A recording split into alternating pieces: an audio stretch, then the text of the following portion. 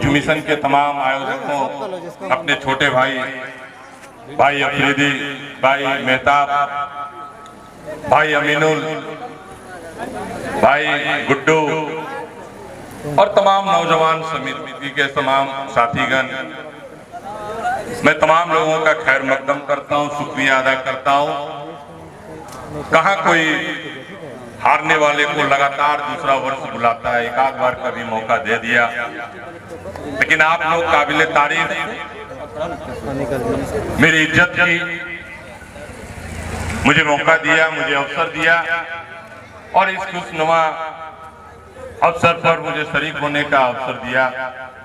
मैं एक बार पुनः कुछ बोलने से पूर्व आप लोगों को मैं तहे दिल से हार्दिक शुभकामनाएं देता हूं, आभार व्यक्त करता हूं। इस कार्यक्रम में उपस्थित बल्कि महफिल को शोभायमान करते हुए भागलपुर के डिप्टी मेयर साहब, मेरी उनसे पहली मुलाकात है। आदरणीय डॉक्टर सलाउद्दीन साहब, हमारे बड़े भाई अजीज जिला परिषद सदस्य भाई रफीक आलम साहब, बाईं ओर बैठे पूरे बांका जिला के सबसे कम उम्र के नौजवान जिला परिषद के सदस्य हमारे छोटे भाई बलजीत सिंह भाई बिट्टू जी, इस क्षेत्र के इस धनकुंड थाना के प्रभारी है सिद्धू साहब, आप लोगों के अजीज और मेरे काफी करीबी और आपके क्षेत्र को प्रतिनिधित्व पूर्व में करने वाले भाई मजहर साहब, बोलने का अवसर नहीं मिला लेकिन यहाँ पर उपस्थित लगातार 1994 से आदरणीय नीतीश कुमार जी के पद चिन्हों पर चलने वाले समाज सेवी और कई बार मुखिया पद को शोभायमान करने वाले भाई मनोज सिंह जी, पड़घड़ी के मुखिया जी, बाईं ओर बैठे ऑल इंडिया कांग्रेस के जनाब भाई फरहान अख्तर, एक बहुत बड़े डायरेक्टर साहब भी हैं, एक फरहान अख्तर यहाँ भी हैं। बाईं ओर बैठे जयपुर पंचायत के आदरणीय मुखिया हमारे करीबी भाई हाशिम साहब, इस पंचायत के लगातार कई वर्षों से प्रतिनिधित्व करने वाले हमारे छोटे भाई सरपंच साहब भाई उमा शंकर जी,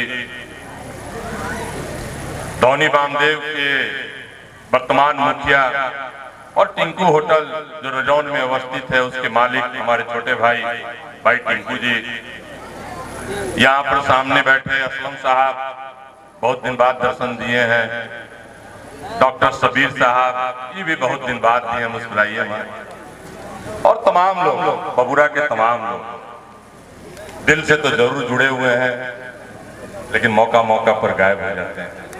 मैं तमाम लोगों का तहे दिल से संध्या की शुभ बेला में इस नेक कार्यक्रम में तहे दिल से हार्दिक अभिनंदन करता हूं, खैर मकदम करता हूं, इस्तकबाल करता हूं। अंतिम वक्ता के रूप में कुछ बोलने को नहीं रह जाता है और जहां हमारे पूर्व कई वर्तमान वक्ता लोग बोल चुके हैं तो स्वाभाविक है अंतिम में पूर्व के पास क्या बचा रह जाता है। पूर्व अपने आप में एक कहानी है जो कहा नहीं जाता कि शादी करो जो पछताओ, जो नहीं शादी करे वो भी पछताए। तो पूर्व एक ऐसा ही चीज है कि चाहो तो निवाला के अंदर नहीं जाए लेकिन मजबूरी है कि पूर्व लगेगा ही लगेगा, जैसी करनी वैसी भरनी।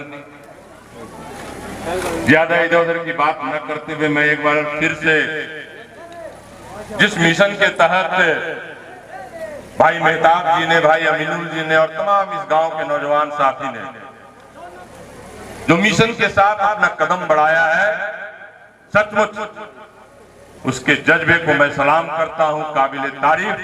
जितनी भी शब्द बोली जाए वो बिल्कुल कम होगा। मैं पिछले वर्ष भी कहा था, कहां आजकल ऐसा मिलता है, लोग अपने काम में इतनी तल्लीन हो जाते हैं, अपनी सुविधा पाने में इतनी तल्लीन हो जाते हैं, अपने से बाहर ही नहीं निकल पाते हैं। और इस जमाने में भी लोग अपने को त्याग कर दूसरों की भलाई के लिए आपके बीच समर्पण भाव से सदैव तत्पर है। सचमुच ईश्वर उसे आशीर्वाद दे, अल्लाह ताला उसे हमेशा इतना खुशहाली दे कि वो ज्यादा तरक्की के मुकाम तक आगे बढ़ता जाए, आगे बढ़ता जाए। मेरे दिल से यही दुआ है। मैं इसलिए कह रहा हूं कि सचमुच आज के परिवेश में लोग अपने लिए जी रहा है। किसी का उदाहरण ले लीजिए, अगर माँ बाप पढ़ा रहा है किसी के बच्चा को, बेटा पढ़ो पढ़ो पढ़ो, यूपीएससी क्लियर करने तक में वो माँ बाप उसको यह नहीं सिखाता कि बेटा पढ़ रहे हो तो दूसरे के काम जरूर आना। वो यही सिखाते रहते हैं कि बेटा पढ़ो पढ़ो, आईएएस बन जाना, आईपीएस बन जाना, मेरा नाम रोशन हो जाएगा, मेरे परिवार का नाम रोशन हो जाएगा। कहां आजकल दूसरे के लिए सोचता है? चाहे कोई राजनीतिक पद पर आसीन व्यक्ति हो, कहां वो दूसरे के लिए सोचता है? बुरा नहीं मानिएगा, सब लोग राजनीतिक आदमी हमको छोड़कर सही कह रहे हैं। तो अपना बच्चा, और बच्चा से थोड़ा समय निकला तो बच्चा की अम्मा, और उससे आगे तो बढ़ ही नहीं पाता है। बोलने में कोई कठिनाई या कोई सच्चाई व्यक्त करने में कोई दिक्कत नहीं है कि आजकल के परिवेश में सच्चाई यही है कि बन जाने के बाद अपने माता पिता और परिवार को भी लोग, यही सच्चाई है। अरे हम गवाह हैं, कई ऐसे आईएएस को मैं जानता हूं जो आईएएस बन करके उस पद पर कहीं न कहीं आसीन है, अपना समाज को तो क्या, अपने माँ बाप को देखने तक नहीं आता। ऐसे क्या तालीम, मैं उस पद पर हासिल हो जाऊं और मैं तक सीमित रह जाऊं, यह तालीम, यह शिक्षा बेकार है। इसीलिए मैं कहा कि अगर फरहान जैसा बच्चा, अगर मेहताब जैसा बच्चा, अगर अमीनुल जैसा बच्चा दूसरे के काम आ जाए तो कोई शब्द नहीं बचा जिससे मैं तारीफ कर सकूं। सचमुच दिल से उन्हें तारीफ की दुआ निकाल।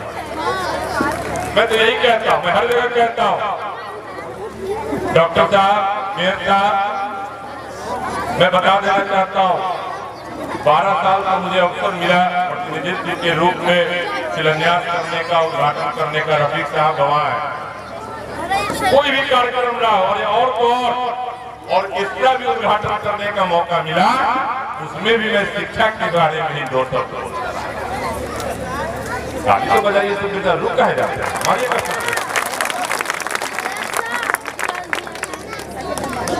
शिक्षा के संबंध में मैं हर जगह बोलता हूँ कि भैया जो हमारे डॉक्टर साहब कह रहे थे education is the only power weapon, सचमुच ये नहीं तो सब बेकार है। अभी कहा ना एक बच्चा कितना अच्छा कह दिया, सच्चाई व्यक्त कर दिया कि भले ही विधायक बन जाओ, भले ही सांसद बन जाओ, मंत्री बन जाओ, लेकिन अशिक्षित रहोगे तो यही कहलाओगे। अभी जो बच्चा कह दिया, क्या कहा सुने था कि बहुत से विधायक लोग अशिक्षित होते हैं, कहा था, यही सुनने को मिलेगा। आप उच्च पद पर जरूर चले जाइए लोगों के वोट के सहारे, लेकिन आप अशिक्षित ही कहलाएंगे। जो आज के परिवेश में मैं समझता हूँ कि एक कड़वा सच, बहुत गंदी गाली। अगर आप शिक्षित नहीं है, मैं एक वाक्य बता देता हूँ। छोटा था, सैनिक स्कूल तिलिया से तालीम हासिल कर रहा था, तो मेरा एक मित्र था, आज बहुत बड़ा लॉयर है और जज बनने के निकार में। ड्रोन जो नहीं उड़ाया वो बच्चा में ही बोलता था ना, सब लोग आपस में जब चर्चा होता था कौन क्या बनेगा, कौन क्या करेगा, तो रटा रटा बात हम लोग बोलते थे। लेकिन वो कहता था कि हम ड्राइवर बनेंगे। तो हम लोग उससे पूछते थे जरा ड्राइवर बनोगे तो स्कूल में कहीं पढ़ने चला आया? तो उसी समय से वो ज्ञान देने वाला बात करता था कि शिक्षा भी ड्राइवर बनने के लिए जरूरत है, क्योंकि अगर शिक्षा पाएंगे तो एक अच्छा ड्राइवर बनना है। ड्राइवर तो बहुत बनता है, लेकिन अगर शिक्षित होकर के ड्राइवर बनेंगे तो एक अच्छा ड्राइवर बनाएंगे, अच्छा ड्राइवर। और उसी बचपन की याद तो मैं आज तक सब जगह में इसका उल्लेख करता हूँ, जिसका तात्पर्य यही है कि जो शिक्षा है वही आज का सबसे बड़ा वेपन है, जो यहाँ लिखा हुआ है।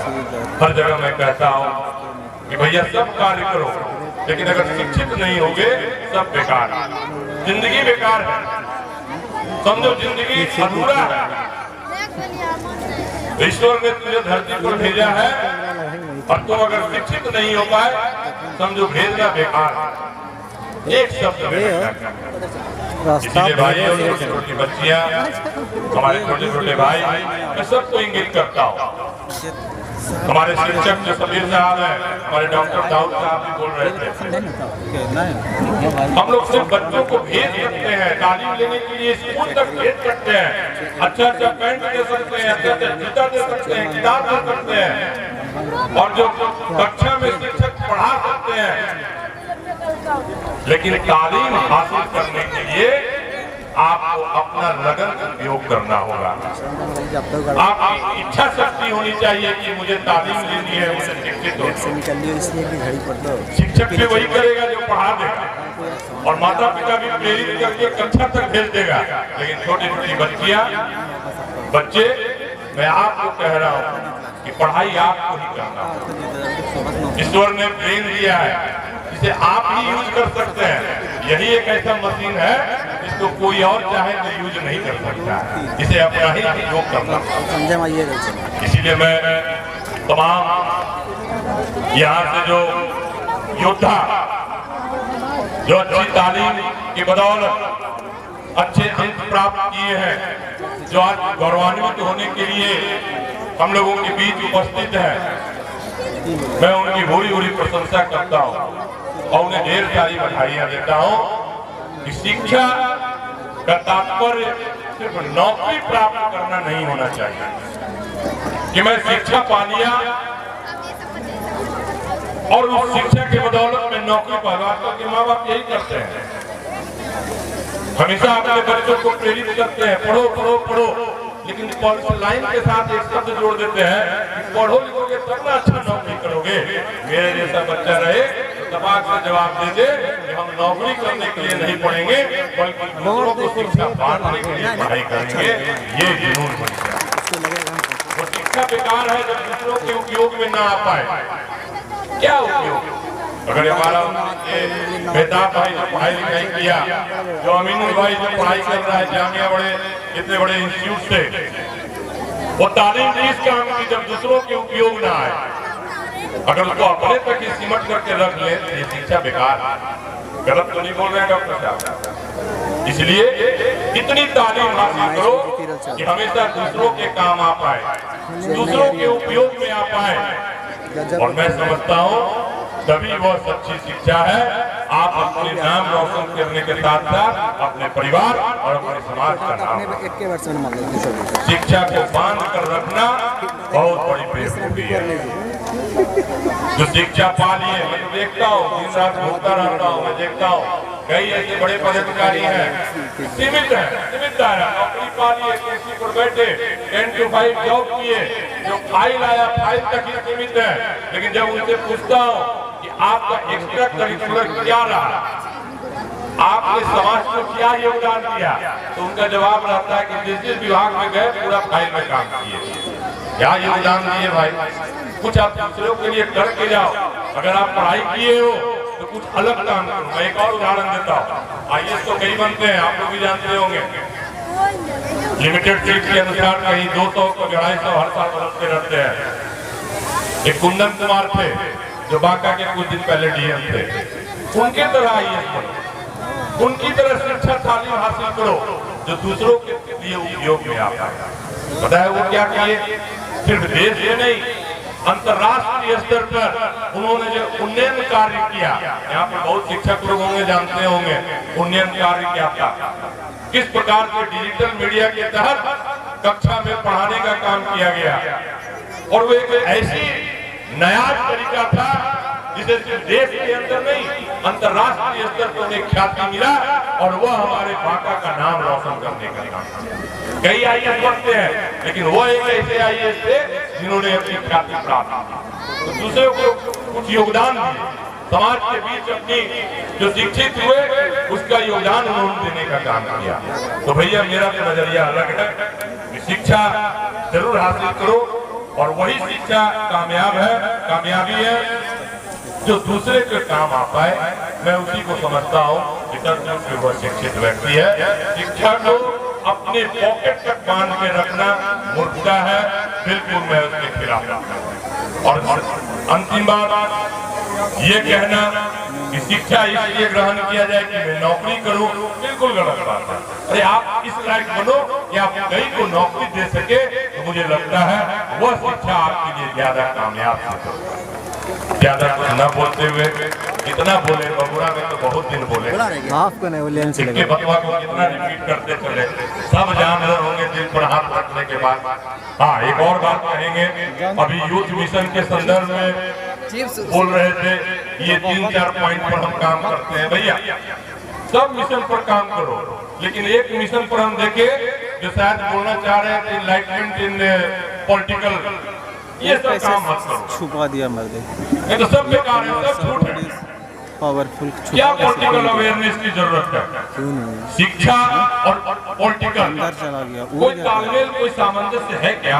पोस्टर योर सपोर्ट इज तो पावरफुल। इस मिशन को उससे निकाल दीजिए। क्या है पॉलिटिक्स, क्या है? बहुत लोग तरह तरह के डिफिनेशन देते हैं, दाऊद साहब देंगे, कबीर साहब देंगे, लेकिन मेरा तो कहना उसका कोई डिफिनेशन ही नहीं है। आप पद पर हासिल हो जाइए, वही पॉलिटिकल है, यही ना करते हैं, यही पॉलिटिक्स है।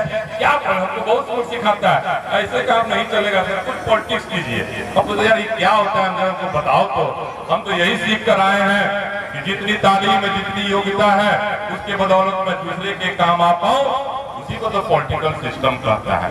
लेकिन आजकल के समाज में पॉलिटिकल सिस्टम के कई डिफिनेशन हैं, और मुझे लगता है मैं उस डिफिनेशन पे शूट नहीं कर पाता। और अगर आप लोग भी उसी पॉलिटिकल सिस्टम के तहत है, तो मुझे लगता है शिक्षा बेकार है। क्या कहता है पॉलिटिकल सिस्टम? क्या कहता है? जो कर्म करे उसकी पूछ होनी चाहिए, जो कर्म करे उसे आशीर्वाद मिलना चाहिए। लेकिन आजकल कहाँ होते हैं हम लोग, कास्ट क्रीड एंड कलर में बढ़ जाते हैं, बढ़ जाते हैं। सच्चाई है, लंबे भाषण देते बहुत लोग चले गए, लिख करके भी लगाए थे, वो बोल के चले गए कुर्सी। लेकिन सच्चाई क्या है? सच्चाई यही है दोस्तों कि हम लोग पढ़ो लिखो कास्ट क्रीड एंड कलर में बढ़ जाते हैं। चुतिया है। मैं तो कहूँगा हमारे मेहताब भाई, क्या आपका योगदान हो, आपने जिस मिशन पे चला है, इस बैरियर को तोड़े, तभी यह कायम होगा, तभी लगेगा कि सचमुच में हमने जो शिक्षा हासिल किया है, मैंने उसका समाज में कुछ उपयोग किया है। ठीक है, कई मुश्किलें आएंगी, कई रुकावटें आएंगी। अभी तो सब कह रहे थे, फरहान साहब इतना अच्छा से शायर कह रहे थे, और उसी शहर में खुद कह रहे थे कि रुकावटें और मुश्किलें आएंगी, कदम आगे बढ़ाते चलो।